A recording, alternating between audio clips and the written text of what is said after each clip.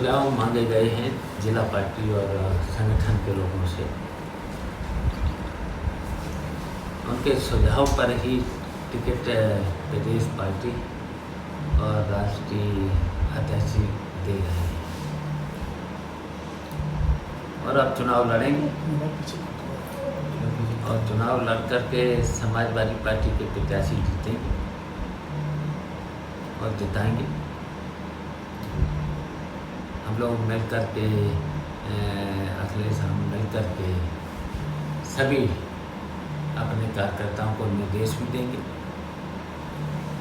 और निर्देश इसलिए भी देंगे कि जितना ज़रूरी है भारतीय जनता पार्टी जिस तरीके से बीच बीच में अधिकारियों के बल पर बेईमानी भी कराती है और धन का भी प्रयोग करती है, तो इसलिए हम अपने कार्यकर्ताओं से अपील भी कर रहे हैं कि ये चुनाव जीतना बहुत ज़रूरी है। निकाय के चुनाव जीतना बहुत ज़रूरी है और सब लोग मिल कर के जितने भी समाजवादी पार्टी के कार्यकर्ता नेता जितने भी हैं सब मिल कर के जो भी प्रत्याशी घोषित हुआ है उसे जरूर जिताएं। जिस तरह से अब आप और अखिलेश जी मिलकर चुनाव प्रचार करेंगे, कितना चेंज मानते हैं? क्योंकि अब ये 8 वर्ष के बाद पहली बार ऐसा होगा कि पूरी ताकत के साथ समाजवादी पार्टी चाचा भतीजे दोनों एक साथ होंगे चुनाव। नहीं, हम लोग मिल कर के प्रचार भी करेंगे और अपील भी कर रहे हैं और प्रत्याशी भी जितने भी प्रत्याशी थे हम लोगों ने मिल कर के प्रत्याशी दिए हैं और जीतने वाले प्रत्याशी दिए हैं। तो जनता से भी हमारी अपील है, जनता ने जो बुरे दिन झेले हैं, ये समय बुरे दिन जो झेले हैं भारतीय जनता पार्टी की सरकार की वजह से, महंगाई झेली है, बेईमानी झेली है और बेईमानी के साथ साथ जो व्यवहार हो रहा है, झूठे मुकदमों में जो जेल भेजे जा रहे हैं, उत्पीड़न हो रहा है, भ्रष्टाचार जो पनपा है, तो उसका जनता जरूर बदला लेगी। जिस तरह से 24 का भी चुनाव है, तो इस बार क्या लगता है कि निकाय चुनाव से क्या संदेश देंगे कि 24 की तैयारी क्या यहीं से मान ली जाए?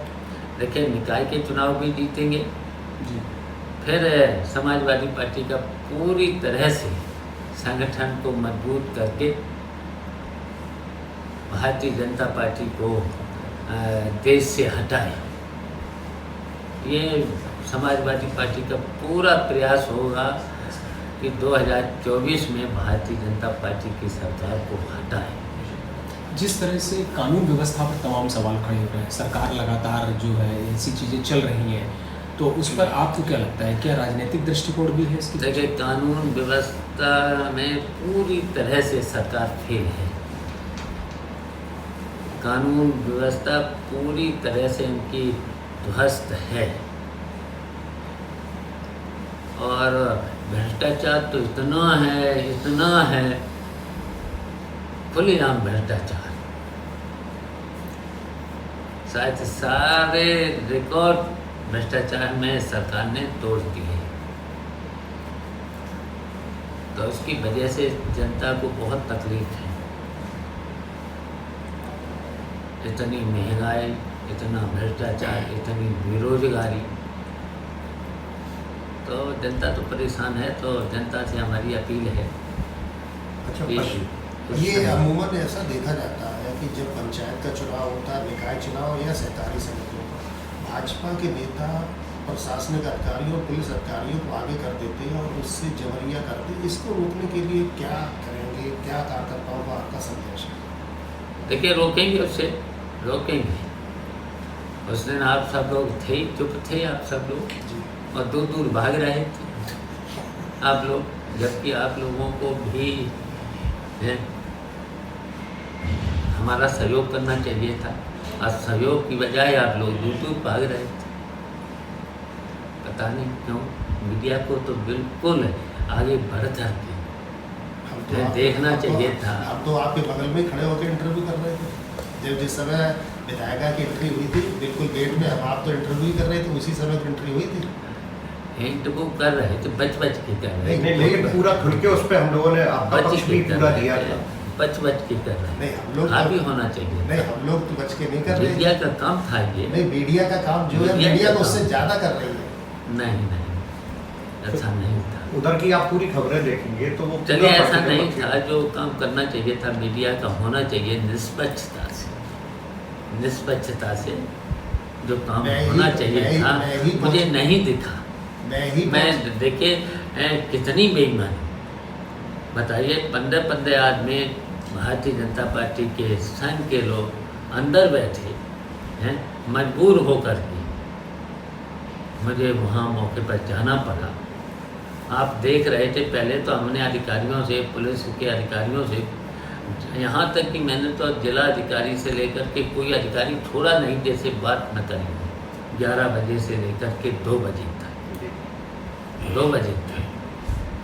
और जब हम पहुँचे हैं तब मैंने बाहर गेट पर, आप लोग भी पहुँचे थे बहुत कम संख्या में, जो इतनी मीडिया होती वहाँ पर। नहीं तो इतने लोग तो मैं ही तो पहुंचा था, हम नीलकमल थे वहाँ पर। हम लोग थे और सर। हमारी पूरी टीम थी। टीम नहीं थी।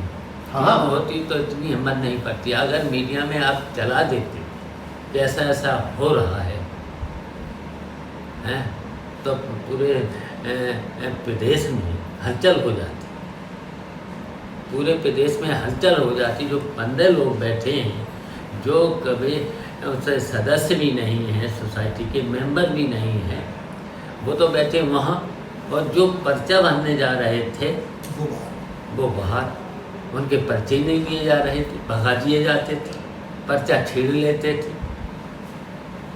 हैं, तब मजबूर होकर के अधिकारी भी रिपोर्ट हमें गलत दे रहे थे कि नहीं वहाँ कोई नहीं बैठा।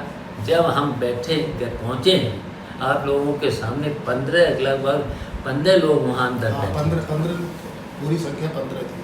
15 लोग वहाँ अंदर बैठे थे, वो पर्चे नहीं भरने दे रहे थे। उसके बाद हम पहुँचे किस तरीके से, फिर हमने पर्चा दाखिल किया। उसमें भी चुनाव स्थगित हो गया।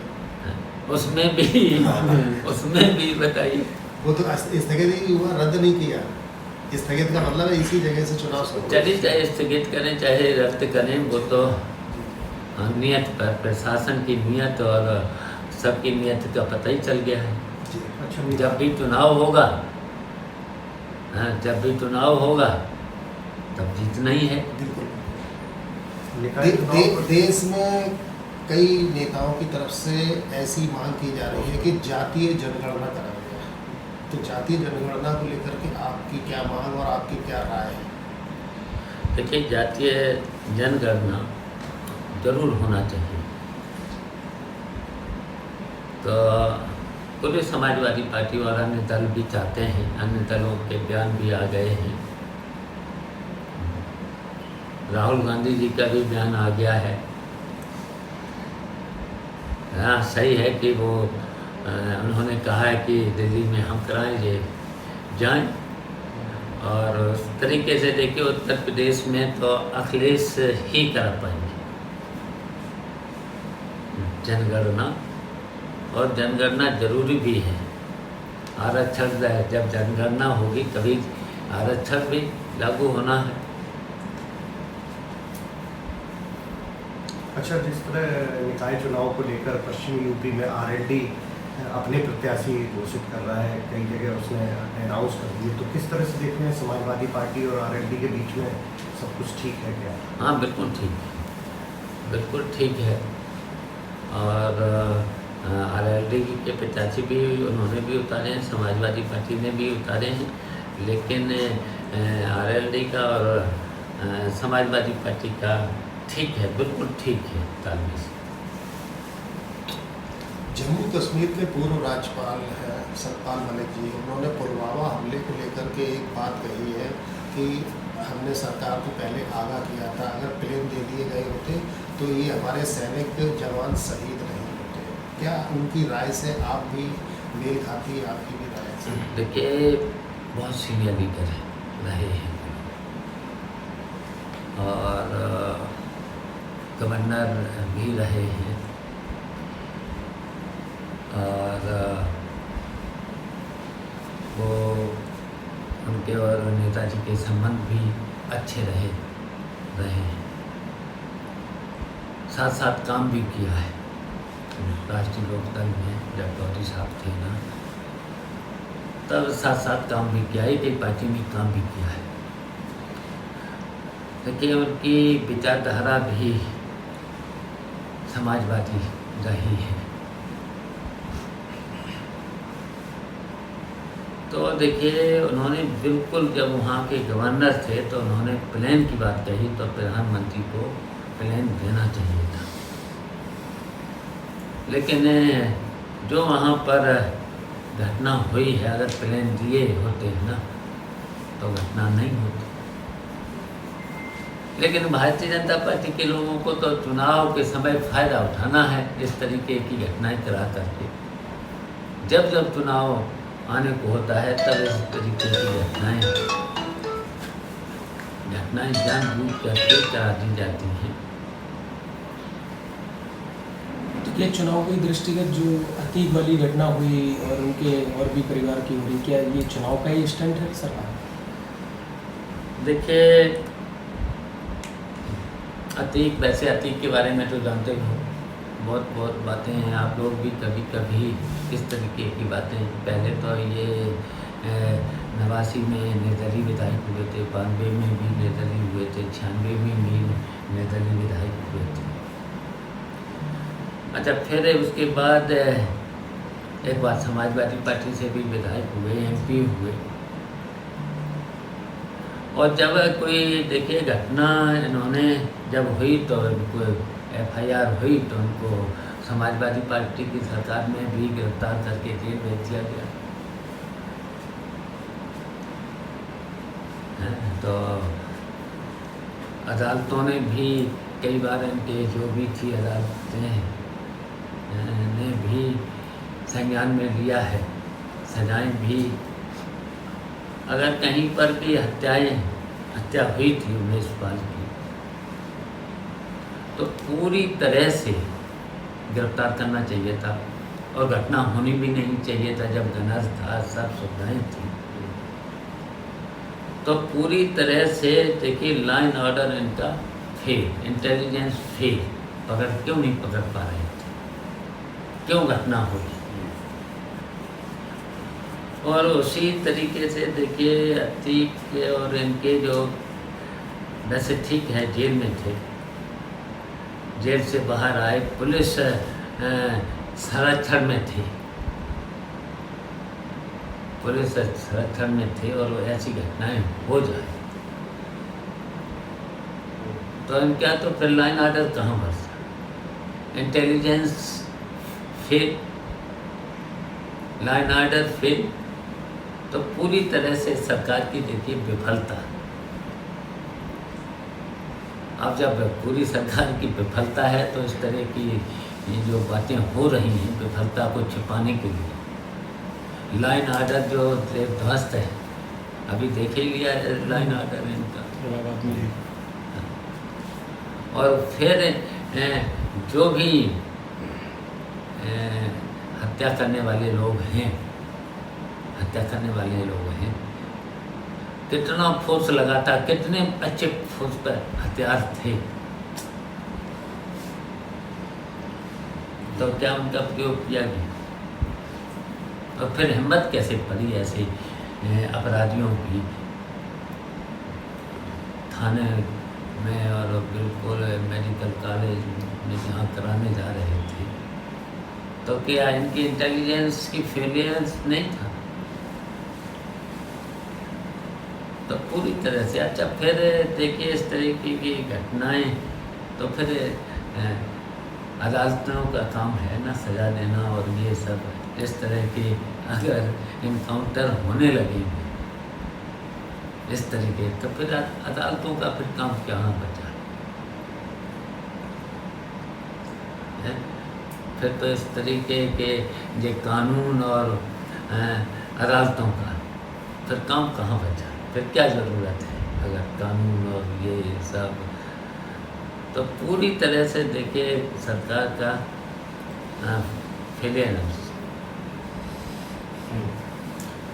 जो निकाय चुनाव होने जा रहा है ये क्या निष्पक्ष लग रहा है कि होगा पूरी तरीके से?